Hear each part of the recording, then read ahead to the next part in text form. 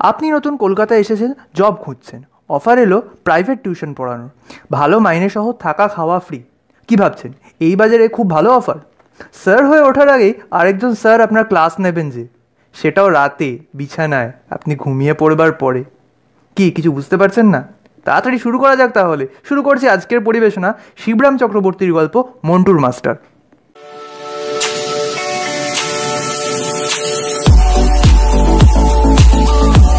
BA পাশ করে বসে আছে মিহির, কি করবে কিছুই স্থির নেই।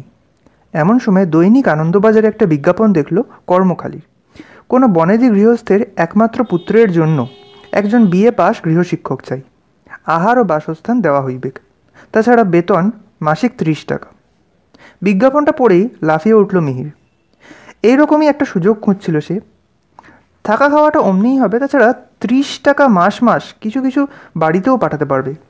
এমএটাও পড়া হবে সেই সঙ্গে। সিনেমা ফুটবল ম্যাচ দেখার মতো পকেট খরচারও অভাব হবে না। বলে রাখি 30 টাকা সেই সময়ের কিন্তু যথেষ্টই বেশি পরিমাণ টাকা, একটা এখনকার সময়ের প্রায় 1,500-2,000 টাকার মতো। একবার তার মনে হলো এই বিজ্ঞাপনটা এর আগেও যেন দেখেছে সে, ওই আনন্দবাজারেই। হ্যাঁ, প্রায়ই সে দেখেছে। গত বছরও দেখেছিল। তখনই তার ইচ্ছা হয়েছিল একটা আবেদন করে দেয়, কিন্তু তখনও সে বিএ পাশ করেনি। খুব সম্ভব ছেলেটি একটি গবাকান্ত, তাই বেতন ভারী দেখে কেউ এগোলেও ছেলে আবার তার চেয়ে ভারী দেখে পিছিয়ে পড়ে। সে কিন্তু পেছোবে না, প্রাণপণে পড়াবে ছেলেটাকে। পড়াতে গিয়ে যদি পাগল হয়ে যেতে হয় তবুও। 30 টাকা কম টাকা নয়, তার জন্য গাধা পিটিয়ে মানুষ করা আর বেশি কথা কি, মানুষ পিটিয়েও গাধা বানানো যায়। ভদ্রলোক অতগুলো টাকা কি মাগনা দিচ্ছেন নাকি? বিকেলেই মিহির সেই ঠিকানায় গেল। বিয়ের সার্টিফিকেটটা সঙ্গেই নিয়ে গেছিল, কিন্তু ভদ্রলোক তা দেখতেও চাইলেন না, কেবল মিহিরকে পর্যবেক্ষণ করলেন আপাদমস্তক।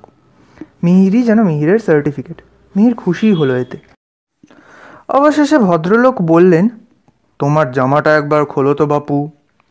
মিহির ইতস্তত করে, জামা খুলতে হবে কেন? বুঝতে পারে না সে। আপত্তি আছে তোমার?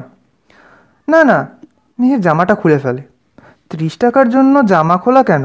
যদি জামাই হতে হয় তাতেও রাজি। তুমি এক্সারসাইজ করো? এক আধটু। বেশ বেশ। ভদ্রলোক একটু চিন্তান্বিত দেখা যায়। মিহির ভাবে, এক্সারসাইজ করার অপরাধে চাকরিটা খোয়ালো না তো? নাই বলতো কথাটা, কিন্তু কি করেই বা সে জানবে যে ভদ্রলোক এক্সারসাইজের উপর এমন চটা? কিন্তু এও তো ভারী আশ্চর্য, সে গ্র্যাজুয়েট কিনা, কোন বছরে পাশ করেছে, এসবের কিছুই তিনি জিজ্ঞাসা করছেন না। আর একটা কথা খালি জিজ্ঞাসা করব তোমায়। মিহির পকেটের মধ্যে সার্টিফিকেটটা বাগিয়ে ধরে। এইবার বোধ হয় সেই প্রশ্নটা আসবে, আর সে উত্তর দিয়ে চমৎকৃত করে দেবে যে বিয়েতে সে ফার্স্ট ক্লাস উইথ ডিস্টিংশন পেয়েছে। ভদ্রলোক মিহিরকে আর একবার ভালো করে দেখে নিয়ে বললেন, তোমার শরীরটা নেহাত মন্দ নয়। ওজন কত তোমার? ওজন আকাশ থেকে পড়ে মিহির। অবশেষে কিনা এই প্রশ্ন। তা প্রায় 2 মণের কাছাকাছি। বেশ বেশ, কিছুদিন টিকতে পারবে তুমি, আশা হয়। কি বলিস মন্টু, তোর ও মাস্টারমশাই কিছুদিন টিকে যাবে কি মনে হয় তোর? মিহিরের ছাত্র কাছেই দাঁড়িয়েছিল। সে সায় দিল, হ্যাঁ বাবা, এ মাস্টারমশাইয়ের গায়ে অনেক রক্ত আছে।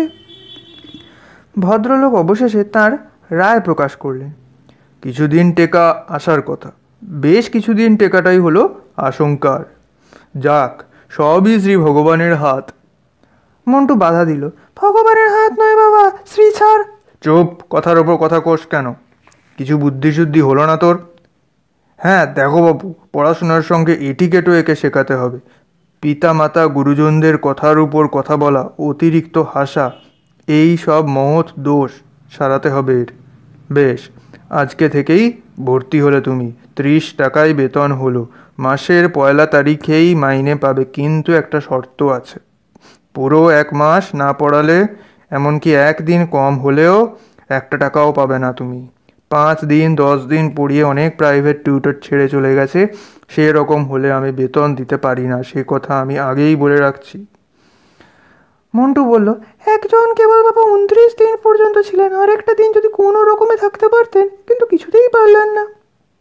থাম, তা তোমার জিনিসপত্র সব নিয়ে এসো গে। আজ সন্ধ্যা থেকেই ওকে পড়াবে। মন্টু, যা মাস্টারমশাইয়ের ঘরটা দেখিয়ে দে, আর ছোট্টুরামকে বলে দে বেতন নিবারকে মাস্টারমশাইয়ের বিছানা পেড়ে দিতে। আগাগোড়াই অদ্ভুত ঠেকছিল মিহিরের, কিন্তু 30 টাকা, একসঙ্গে 30 টাকা মাসের 1 তারিখে পাওয়াটাও কম বিস্ময়ের নয়। চিরকাল মাস গেলে টাকা দিয়েই সে এসেছে। কলেজের টাকা, মেসের টাকা, খবরের কাগজওয়ালার টাকা, এই প্রথম সে মাস গেলে নিজে টাকা পাবে। এই অনির্বচনীয় বিস্ময়ের প্রত্যাশায় ছোটোখাটো বিস্ময়গুলো সে গা থেকে ঝেড়ে ফেলল। সন্ধ্যার আগেই সে জিনিসপত্র নিয়ে ফিরল। বেশ ঘরখানি দিয়েছে তাকে, ভারী পছন্দ হলো তার। এমন সাজানো গোছানো ঘরে এর আগে থাকেনি কখনো। একধারে একটা ড্রেসিং টেবিল, পুরনো হোক বেশ পরিষ্কার। একটা ছোট বুককেসও আছে, তার বইগুলি সাজিয়ে রাখলো তাতে। আর একধারে পড়াশোনার টেবিল, তার দুধারে দুটো চেয়ার। বুঝলো এই ঘরেই পড়াতে হবে মন্টুকে। সবচেয়ে সে চমৎকৃত হলো নিজের বিছানাটা দেখে। ঘরের একপাশে একখানা খাট, তাতেই তার শোবার বিছানা। চমৎকার গদি দেওয়া, তার উপরে তোষক, তার উপরে ধপধপ করছে সদ্য পাট ভাঙা বোম্বাই চাদর। ভারী ভদ্রলোক এরা। না, কেবল ভদ্র বললে এদের অপমান করা হয়, যথার্থই এরা মহৎ লোক। সত্যিই খাটে শোবার কল্পনা তার ছিল না। জীবনে কখনো সে গদি মোড়া খাটে শোয়নি। আনন্দের আতিশয্যে সে তখনই একবার গড়িয়ে নিল বিছানায়। আহ, কি নরম! আজ খুব আরামে ঘুমানো যাবে। খেয়ে দিয়ে সে তো এসেছি, আজ আর কোনো কাজ নেই, এমনকি মন্টুকে পড়ানোও না। আজ খালি ঘুম, তোফা একটা ঘুম, বেলা 8টা পর্যন্ত। মন্টু এলো বইপত্র নিয়ে। মিহির প্রস্তাব করলো, এসো খাটে বসেই পড়াই। না স্যার, আমিও খাটে বসবো না। মিহির বিস্মিত হলো। কেন এমন খাট? আপনি মাস্টার মশাই, গুরুজন, আপনার বিছানায় কি পা ঠেকাতে আছে আমার? বাবা বারণ করেছে। ও তাই, তাহলে চলো চেয়ারেই বসি গে। ক্ষুণ্ণ মনে সে চেয়ারে গিয়ে বসলো। কিন্তু যাই বলো, বেশ বিছানাটি তোমাদের, ভারী নরম, বেশ আরাম হবে ঘুমিয়ে। দেখি তোমার বই। বিনস, বিনস মানে জানো? মন্টু ঘাড় নাড়িয়ে, তার মানে সে জানে না। বিনস মানে বরবটি। বরবটি একরকম সবজি, তরকারি হয়, আমরা খাই। বিনস দিয়ে একটা সেন্টেন্স করো দেখি, পারবে? মন্টু ঘাড় নেড়ে জানায়, হ্যাঁ। তারপর অনেক ভেবে বলে, আই হ্যাড বিন দেয়ার। মিহির অত্যন্ত অবাক হয়, এ আবার কি? এতক্ষণে সে বুঝতে পারলো কেন সব মাস্টার পালিয়ে যায়। গবাকান্ত বলে গবাকান্ত। মরিয়া হয়ে সে জিজ্ঞাসা করে, তার মানে ও কি হলো? মন্টুও কম বিস্মিত হয় না।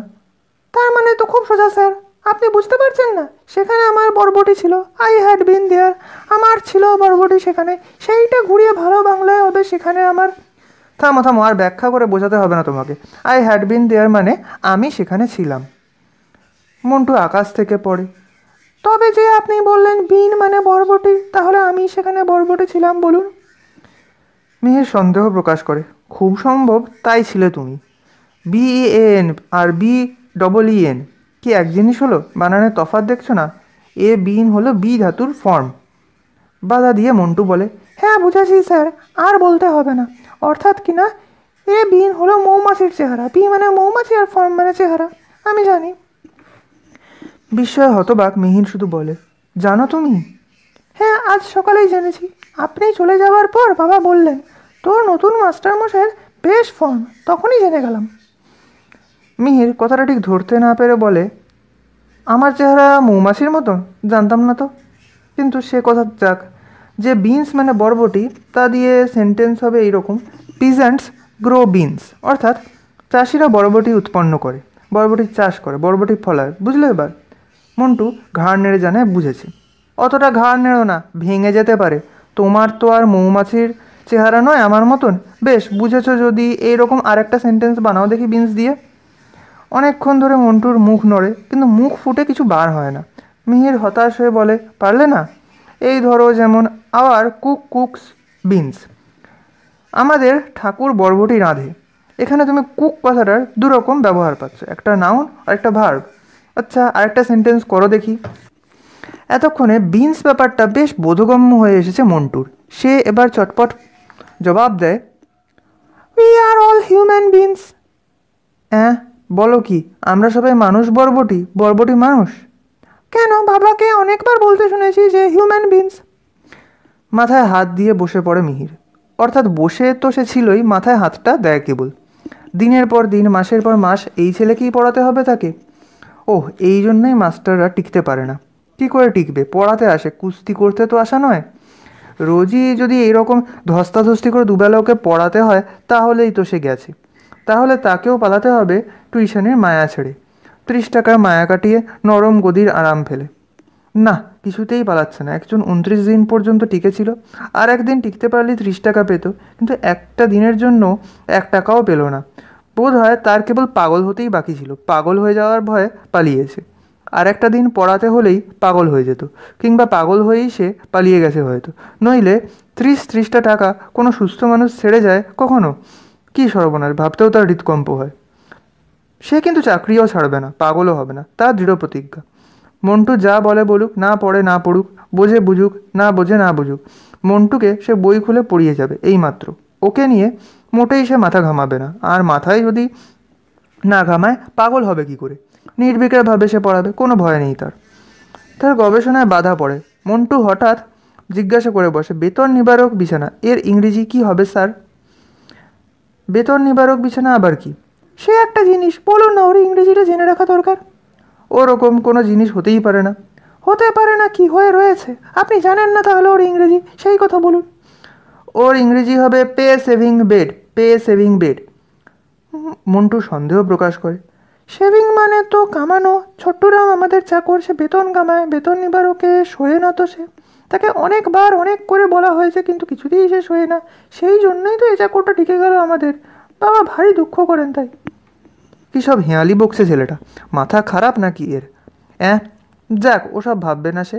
সে প্রতিজ্ঞাই করেছে মোটেই মাথা ঘামাবে না এদের ব্যাপারে। একবার ঘামাতে আরম্ভ করলে তখন আর থামাতে পারবে না, নির্ঘাত পাগল হতে হবে। আজ আর পড়ানো নয়, অনেক পড়ানো গেল। কেবল মাথা কেন, সর্বাঙ্গ ঘেমে উঠেছে তার ধাক্কায়। আজ এই পর্যন্তই থাক। মন্টুকে সে বিদায় দিল। যাক, আজকের মতো তোমার ছুটি। এইবার একটা তোফা নিদ্রা নরম গদির বিছানায়। দুবার বউবাজার আর বাগবাজার করেছে আজ। অনেক হাঁটা চলা হয়েছে। ঘুমে তার চোখ জড়িয়ে আসছে। আজ রাত্রে সে খাবে না বলেই দিয়েছে। এক বন্ধুর বাড়িতেই খাওয়াটা সেরেছে বিকেলে। ব্যাস, সুইচ অফ করে এখন শুলেই হয়। নরম বিছানায় সর্বাঙ্গ এলিয়ে দিয়ে আরামে মিহিরের চোখ বুজে এলো। আহ, নিদ্রার রাজ্যে সবেমাত্র প্রবেশ করেছে সে। এমন সময় তার মনে হলো সর্বাঙ্গে কে যেন 1000 ছুঁচ বিঁধিয়ে দিল একসঙ্গে। আর্তনাদ করে মিহির লাফিয়ে উঠল বিছানা থেকে। বাতি জ্বেলে দেখে সর্বনাশ। সমস্ত বিছানায় কাতারে কাতারে ছারপোকা, ছারপোকা আর ছারপোকা। হাজারে হাজারে, লাখ লাখ গুণে শেষ করা যায় না, শুধুই ছারপোকা। এতক্ষণে বেতন নিবারক বিছানার মানে সে বুঝতে পারলো কেন মাস্টাররা টেকে না। ও বাবা, কেবল ছাত্রই নয়, ছারপোকাও আছে তার সাথে। ঘরে বাইরে যুদ্ধ করে একটা লোক পারবে কেন? তবু যে ভদ্রলোক 29 দিন যুঝেছিলেন, কিংবা শেষ পর্যন্ত পারলেন না, ছেড়ে পালাতে হলো যাকে, তিনি একজন শহীদ পর্যায়ের, সন্দেহ নেই। 30 টাকা মাইনের মাস্টার রেখে বেতন না দিয়ে ছেলে পড়ানো? না, ভদ্রলোক কেবল উদার আর মহৎ নন, বেশ রসিক লোকও বটে তিনি। মায়া দেওয়া নেই একটুও, একেবারে অমায়িক। ভীতি বিহ্বল চোখে সে ছারপোকা বাহিনীর দিকে তাকিয়ে রইল। গুনে শেষ করা যায় না, ওকে মেরে শেষ করা যাবে? আর সারা রাত ধরে যদি ছারপোকায় মারবে তো ঘুমোবে কখন? না, চেয়ারে বসেই আজ কাটাতে হলো গোটা রাতটা। আলো দেখা মাত্র ছারপোকাদের মধ্যে বেশ চাঞ্চল্য পড়ে গেছিল। 2-3 মিনিটের মধ্যে তারা কোথায় আবার মিলিয়ে গেল। মিহির ভাবল, বাপস, এরা রীতিমতো শিক্ষিত দেখছি। যেমন কুচকাওয়াজ করে এসেছিল তেমনি কুচকাওয়াজ করে চলে গেল। আধুনিক যুদ্ধের কায়দা কানুন সব এদের জানা দেখা যাচ্ছে। কোথায় গেল বেটারা? সদ্য পাট ভাঙা ধপধপে চাদরের এক কোণ তুলে দেখে তোষকের গদির খাঁজে খাঁজে থুক থুক করছে ছারপোকা। অন্য ধারেও তাই। আর বেশি সে দেখলো না। কি জানি এখন থেকেই যদি তার মাথা খারাপ হতে থাকে। চেয়ারে গিয়ে বসলো, কিন্তু ভয় আলো নিবলো না। কি জানি যদি ব্যাটারা সেখানে এসেও তাকে আক্রমণ করে, বলা যায় না কিছু। পরদিন মন্টুর বাবা জিজ্ঞাসা করলে, বেশ ঘুম হয়েছিল রাত্রে? খাসা, অমন বিছানায় ঘুম হবে না? বলেন কি আপনি? ভদ্রলোক একটু অবাক হয়ে বললেন, বেশ বেশ, ঘুম হলেই ভালো। জীবনের বিলাসই হলো গিয়ে ঘুম। আর বেসন হলো বেগুনি না বাবা? তা তোমার ঘুমটা বোধহয় বেশ জমাট, ঘুমিয়ে আয়েস পাও খুব। আগে সে কথা আর বলবেন না। একবার আমি ঘুমিয়ে ঘুমিয়ে পাশের বাড়ি চলে গেছিলাম, কিন্তু মোটেই তা টের পাইনি। বলো কি? আমাদের বাড়ি বর্ধমানে, শুনেছেন বোধহয়। সেখানে বেজায় মশা, মশারি না খাটিয়ে শোবার জো নেই। একদিন পাশের বাড়িতে খুব দরকারে ডেকেছিল আমাকে, কিন্তু ভুলে গেছিলাম কথাটা। যখন শুতে যাচ্ছি তখন মনে পড়লো, কিন্তু অনেক রাত হয়ে গেছে, অত রাত্রে কে যায়? আর দরজা দরজা বন্ধ করে তারা শুয়ে পড়েছে ততক্ষণ। আমি করলাম কি, সে রাত্রে আর মশারি খাটালাম না। পরের দিন সকালে যখন ঘুম ভাঙলো মশাই, বলবো কি দেখি পাশের বাড়িতেই শুয়ে রয়েছি। দারুণ বিস্মিত হলেন ভদ্রলোক। কীরকম? মশায় টেনে নিয়ে গেছে মশাই, সেই জন্যেই তো মশারি খাটায়নি। রাত বিরেতে অনায়াসে পাশের বাড়ি যাবার ওইটি সহজ উপায় কি না? ভদ্রলোক বেজায় মুষড়ে পড়লেন যেন। মশাতেই যখন কিছুই করতে পারেনি তো ওখানে আর কিসে আর কি করবে তোমার? তুমি দেখছি টিকেই গেলে এখানে। মিহির বলল, আমার কিন্তু একটা নিবেদন আছে। কয়েকটা টাকা আমাকে দিতে হবে আগাম, ছারপোকার অর্ডার দেব। ছারপোকার অর্ডার? কেন, সে আবার কি হবে? ও, আপনি জানেন না বুঝি? ছারপোকার মতো এমন মস্তিষ্কের উপকারী মেমারি বাড়ানোর ঔষধি আর নেই। বিলেতে ছারপোকার চাষ হয় এই জন্যে। গাধা ছেলে সব দেশেই আছে তো, তাদের কাজে লাগে। একটু থেমে সে আবার বললে, আমার এক বন্ধুতে এই ব্যবসাতেই লেগে পড়েছে। রেলগাড়ির ফাঁক ফোকর থেকে সব ছারপোকা সে টেনে বার করে নেয়। সাগ্রহে ভদ্রলোক প্রশ্ন করলেন, কী রকম কী রকম? বিলেতে ছারপোকার চাষ হয়, দাম দিয়ে লোকে কেনে, আমদানি রপ্তানি হয়, তুমি জানো? আমি বেচতে পারি, হাজার হাজার লাখ লাখ যত চাও। বেচুন না, আমিই কিনে নেবো, আমার নিজের কাজে লাগবে। ছারপোকার রক্ত ব্রেনের ভারী উপকারী। একটা ছারপোকা ধরে নিয়ে এমনি করে মাথায় টিপে মারতে হয়। এইরকম হাজার হাজার লাখ লাখ ছারপোকার রক্তে এক ছটাক ব্রেন, সঙ্গে সঙ্গে ব্রেন। বিএ পাসের সময় আমি নিজে পরীক্ষা করে দেখেছি। সারা বছর ফাঁকি দিয়েছি, ফেল না হয়ে আর যাই না। এমন সময় এক বিলেতি কাগজে ছারপোকার উপকারিতা পড়া গেল। অমনি সমস্ত বাসা খুঁজে যার বিছানায় যা ছারপোকা ছিল সব সদ্ব্যবহার করলাম। পরীক্ষা দেবার তখন মাত্র 3 দিন বাকি। তারপর ফল যা পেলাম নিজের চোখেই দেখুন। আমার কাছেই আছে, বিএ পাস করলাম with distinction, first class with. কাল থেকে সে ব্যগ্র হয়েছিল, এখন সুযোগ পেতেই সার্টিফিকেটখানা মন্টুর বাবার মুখের সামনে মেলে ধরল। ভদ্রলোকের চোখ দুটো ছানা বড়ার মতো হয়ে উঠল বিস্ময়ে। সত্যি, একটা কথাও মিথ্যে নয়, পাস্ট উইথ ডিস্টিংশন লেখাই আছে। বটে, এমন জিনিস ছারপোকা কে জানতো গো? পয়সা খরচ করে ছারপোকা কিনতে হবে না, তোমার বিছানাতেই রয়েছে, হাজার হাজার লাখ লাখ যত চাও। তোমার ভয়ানক ঘুম বলে জানতে পারোনি। এতক্ষণ কেন বলেননি আমায়? অনেকখানি ব্রেন করে ফেলতাম। এবেলা আমার নেমন্তন্ন আছে ভবানীপুরে, এখনই বেরোতে হবে, নইলে এক্ষুনি যাক দুপুরে ফিরেই ওগুলো সদ্ব্যবহার করব, তারপর পড়াতে বসবো মন্টুকে। মিহির চলে গেল। পিতাপুত্রে চাওয়াচাওয়ি হয়। অবশেষে মন্টুর বাবা বলেন, ছারপোকার সঙ্গে যে ব্রেনের সম্বন্ধ আছে, অনেক দিনই কথা মনে হয়েছিল আমার। ছারপোকার ব্রেনটা একবার ভাব দেখি, অবাক হয়ে যাবি তুই। খুঁজ করে এসে কামড়েছে, তক্ষুনি উঠে দেশলাই চাল, আর পাবি না তাকে। কোথায় যে পালিয়েছে তার পাত্তা নেই। মানুষ যে দেশলাই আবিষ্কার করেছে এ পর্যন্ত ওদের জানা। এটা কি কম ব্রেন? আর এই ব্রেন তো ওদের ওই রক্তেই, কেননা মাথা তো নেই ওদের গায়েই ওদের সব ব্রেন। ঠিক বলেছে মিহির, তুই কি বলিস মন্টু? হ্যাঁ বাবা। তারপর ছারপোকার সঙ্গে শিক্ষার সম্বন্ধও কম নয়। ছারপোকা বিস্তারের সাথে সাথে শিক্ষার বিস্তার বাড়ে। ট্রামে, বাসে, সিনেমায় যেমন ছারপোকা বেড়েছে, তেমনি হু হু করে খবরের কাগজে কাটতিও বেড়ে গেছে। এই সেদিন বায়োস্কোপে আমাদের সামনেই 4.5 আনার সিটে একটা কুলি বসেছিল, তোর মনে পড়ে না মন্টু? হ্যাঁ বাবা। সে তো লেখাপড়া কিছুই জানে না। 2 মিনিট না বসতে 2 পয়সা খরচা করে একটা আনন্দবাজার কিনে আনলো সে। এ তো শিক্ষা বিস্তার হলো নাকি? মন্টু, কি বলিস তুই? হ্যাঁ বাবা। চল তবে এক কাজ করি গে, তোর মাস্টারমশাই ফেরার আগে আমরাই ছারপোকাগুলোর সদ্ব্যবহার করে ফেলি। ব্রেন তো তোরও দরকার, আর আমারও। মেমারিটাও দিন দিন কেমন যেন কমে আসছে। সেদিন শ্যামবাবুকে মনে হলো গোবর্ধনবাবু, আর গোবর্ধনবাবুকে মনে হলো হারাধন কান্ত। এ তো ভালো কথা নয় রে মন্টু, কি বলিস তুই? হ্যাঁ বাবা। সন্ধ্যের পরে ফিরল মিহির। কাল সারা রাত ঘুম নেই। তারপর আজ সমস্ত দিন বন্ধুদের আড্ডায় তাস পিঠে এতই ক্লান্ত হয়েছে যে ঘুমাতে পারলে বাঁচে। আজ আলো জ্বালিয়েই শোবে। আলো দেখে যদি না আসে ব্যাটারা, এখন নম নম করে মন্টুকে খানিকক্ষণ পড়াতে পারলেই ছুটি। মন্টু বই নিয়ে আসতেই গোটা ঘরটা একটা বিশ্রী দুর্গন্ধ ছড়িয়ে পড়ে। নতুন ধরনের এসেন্স টেসেন্স মেখেছো নাকি কিছু? ভারী গন্ধ আসছে তোমার গা থেকে, মিহির জিজ্ঞাসা করে। কেন স্যার, মাথার থেকে। কিসের গন্ধ? বেজায় খোসবাই দিচ্ছে। ছারপোকার। আপনি চলে যাবার পর বাবা আর আমি দুজনে মিলেই বেতন নিবারকের যত ছারপোকা ছিল সব শেষ করেছি। ছোট্টরামকেও বলা হয়েছিল, কিন্তু সে বেটা মোটেই ব্রেন চায় না। বলে যে বিরান সে কে কাম, আর একটাও ছারপোকা নেই আপনার বিছানায়, হি হি হি।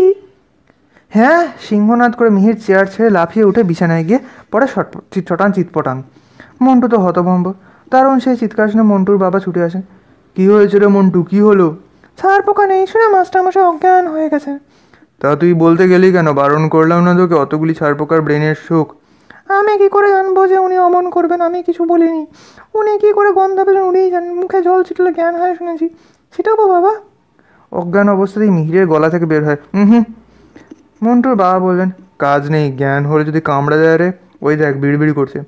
মিহির তার শোক সামলে উঠল পরদিন 8:30টায়, ষাঁড়ের মতো সারা রাত এক নাগাড়ে নাক ডাকাবার পর।